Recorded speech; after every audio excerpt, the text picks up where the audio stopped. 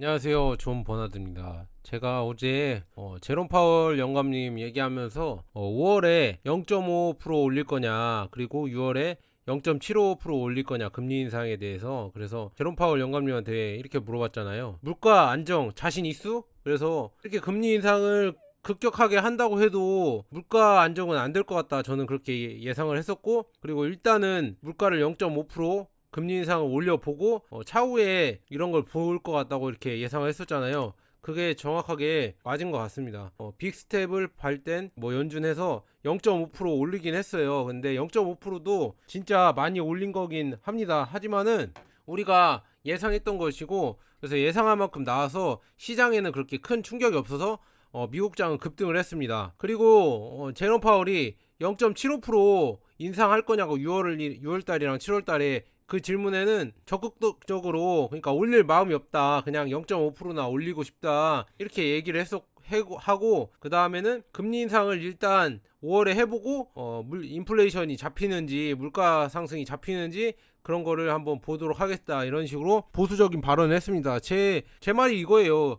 금리 인상이 능사가 아니다. 일단은 전체적인 매크로 상황을 다 보고 포괄적으로 해야지, 뭐 냅다 금리 인상만 한다고 해서 물가 상승이 잡히지 않을 수가 있다. 그러면은 오히려 딜레마에 빠져버리죠.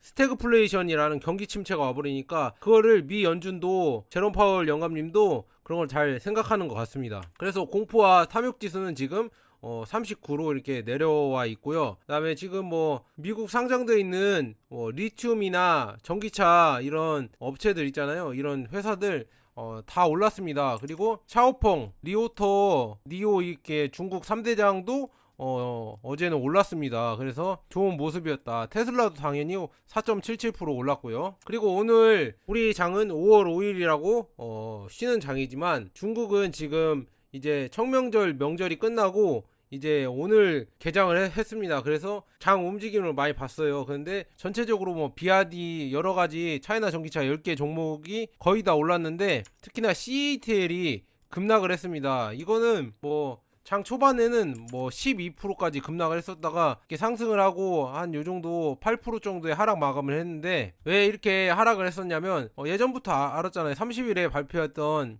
29일이죠. 29일 날 발표했던 실적이 하락했었잖아요. 영업이익이 하락했었기 때문에 그런 단기 악재가 이렇게 와서 투자자들이 실망을 해서 파는 것 같은데, 결국은 이거는 단기 악재입니다. 왜냐하면은 지금 CATL은 LG 에너지 솔루션의 2배 정도의 매출액을 올리고 있고, 물론 리튬 가격이 올라서 영업 마진, 영업이익은 LG만큼 못 뽑아냈어요. 하지만 이거는 어느 정도 중국 정부에서도 얘기를 하고, 중국 업체 1등이니까 중국 전기차 생태계를 위해서 가격을 안 올린 것 같아요. 그래서 가격을 안 올리고 보수적으로 가격을 책정하고, 그래서 리튬 상승을 마진을 많이 못 챙겼다. 매출은 늘어났지만. 하지만 긍정적으로 보는 거는 전 세계 전기차 점유율이 CATL이 더 많이 LG 에너지 솔루션의 점유율도 다 차지하고 있고, 이 전 세계 전기차 시장은 작년보다 2배가 올랐다는 거. 그러니까 LG 에너지 솔루션도 상승을 한 게 맞는데 점유율 면에서 CATL에 내줬다, 이렇게 보시면 될 것 같아요. 하지만 전체적으로 시장 파이가 넓어지면서 전체 전기차 업체들이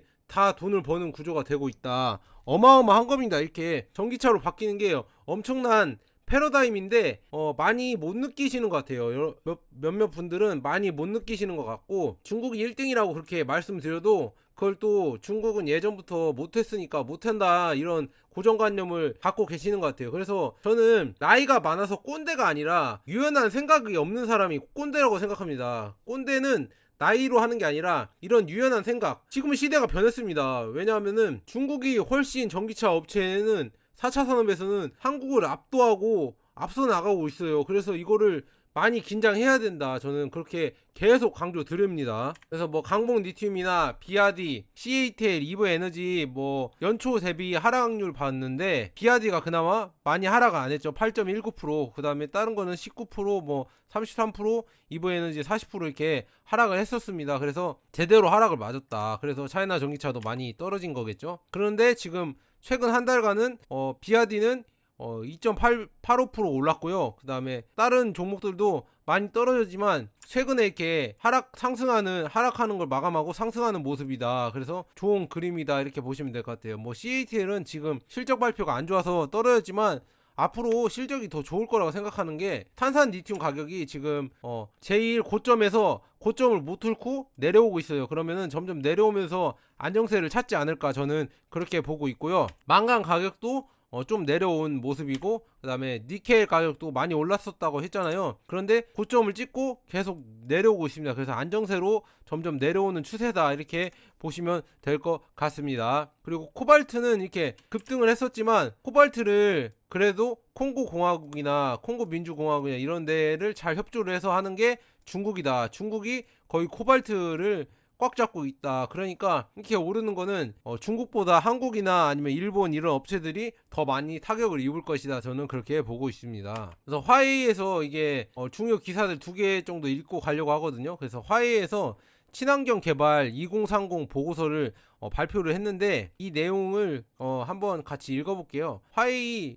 2030 보고서를 발표했습니다. 그 친환경으로 개발한다는 그린 ICT라고 해서 그 포럼에서 친환경 개발 2030 보고서를 지금 발표를 했는데 그 보고서 6가지를 한번 보도록 하겠습니다. 6가지 주요 전망이 있는데 주류로 자리 잡은 재생에너지에서 전기의 50% 이상이 재생에너지에서 생산될 것으로 전망된다.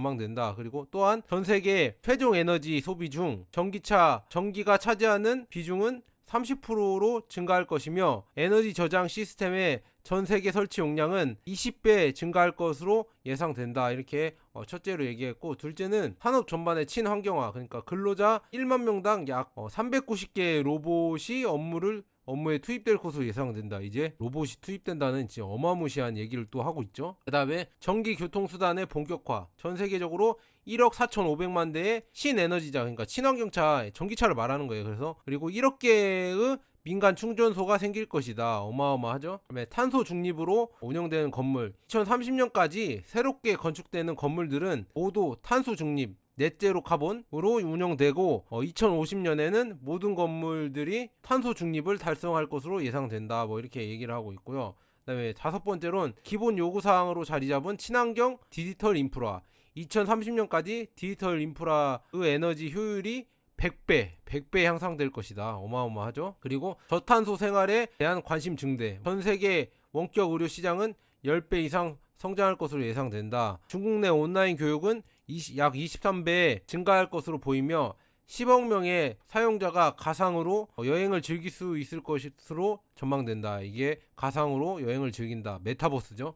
메타버스 세상도 점점 오고 있다고 이렇게 얘기를 하고 있습니다. 여기서 말한 게 그럼 친환경, 로봇 세상, 전기차 세상, 메타버스 이렇게 온다는 걸 알 수가 있죠. 그래서 주요 인사들 한번 얘기를 들어보면 루이스 네베스의 제시 최고 경영자는 ICT는 2030년까지 전 세계 온실가스 배출량을 20% 절감해 2015년 수준으로 유지하면서 경제 성장과 배출량 간의 탈동조화를 달성할 수 있는 잠재력을 가지고 있다. 이렇게 얘기를 했습니다. 그래서 곧 ICT 솔루션의 영향력이 2030년에 전망된 청사진보다 약 10배 이상 높다는 것을 의미한다.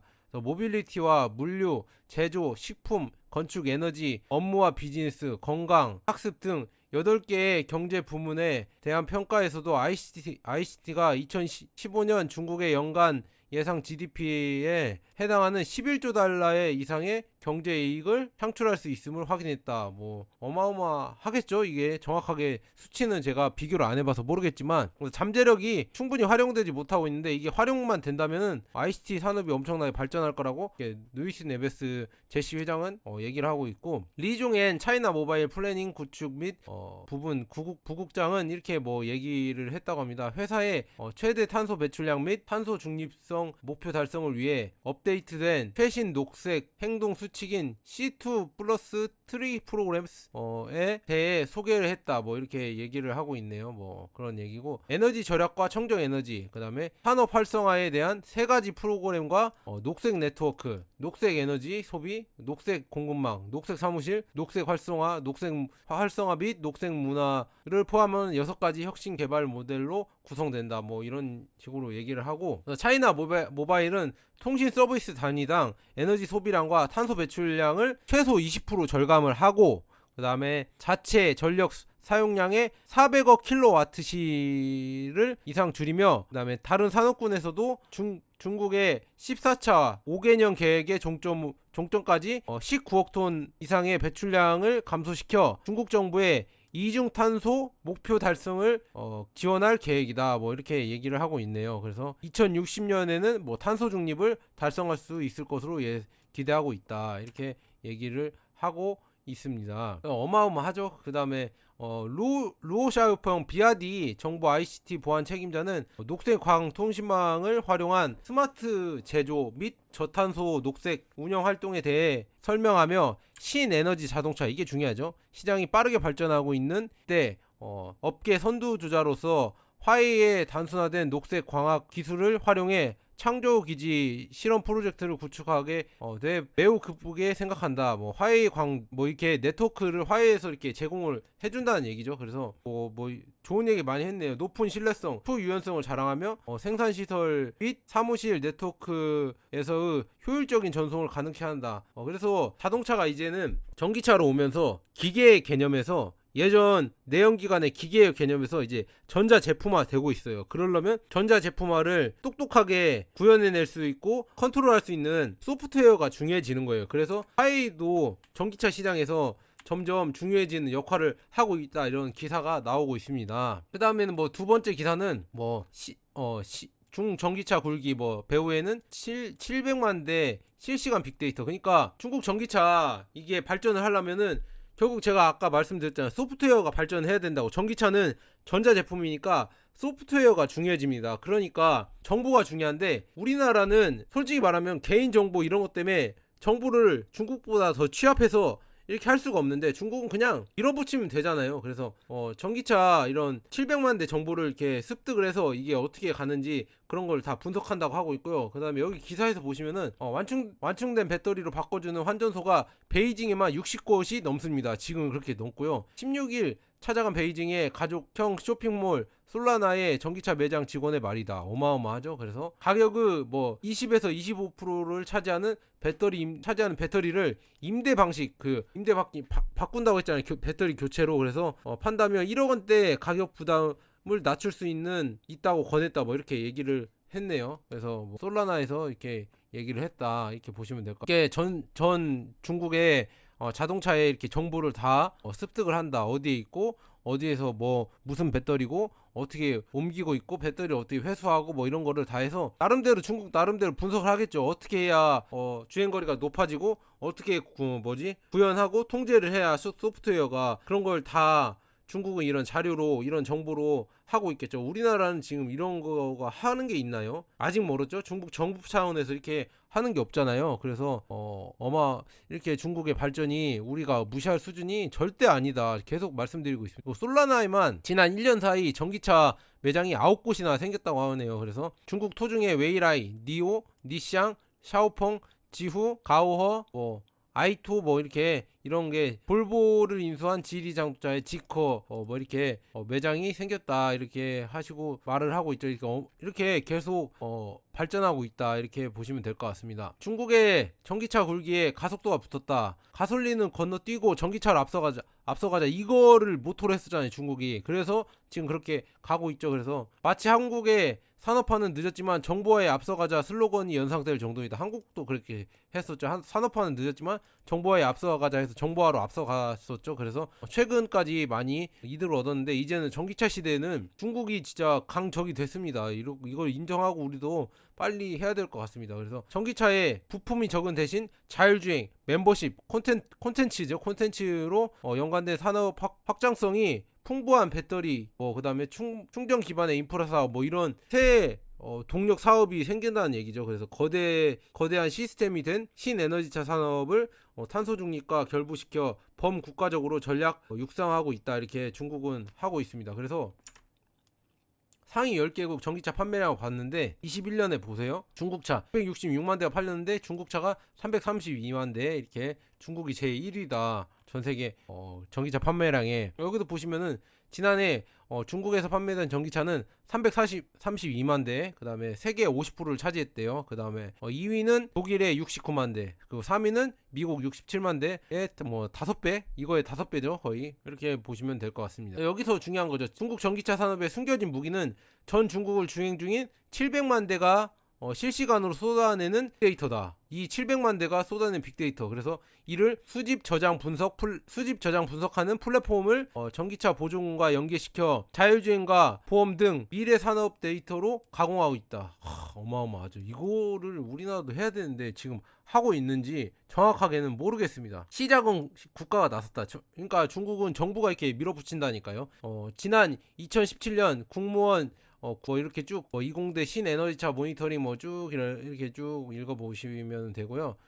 차량 상태와 지리 정보 등 운영 데이터를 실시간으로 채집, 저장, 분석한다. 이렇게 하고 있고, 이렇게 보시면은 지금 이렇게 신에너지차 국가 모니터링 및 관리 플랫폼 등록 차량 대수가 700만 대다. 근데 100만 대 느는 시간이 357일에서 175일, 129일, 74일 이렇게 빨리 기하급수적으로 증가하고 있는 모습이다 이렇게 보시면 될 것 같고, 신에너지차 월간 주행거리가 이런 식으로 나왔대요. 근데 성장률이 작년에 비해서 60%, 그 다음에 2월달은 77% 이렇게 늘어나고 있다 그렇게 보시면 될 것 같아요. 그래서 중국 내 전기 차량의 누적 주행거리가 2235억 킬로미터, 누적 탄소 감축 총량은 8,734만 톤 이렇게 나와 있습니다. 그리고 전기차 기업은 300국에사가 만든 어마어마해서 읽을 필요가 없겠네. 이거 한 번씩 읽어보세요. 그리고 경찰도 지금 전기차 정보를 실시간으로 공유하고 있다고 합니다. 경찰도 실시간으로 하겠죠. 여기는 중국이니까 거의 실시간으로 이렇게 공유를 하고 있겠죠. 베이징 20대가 수집하는 정보는 중국 경찰도 공유한다.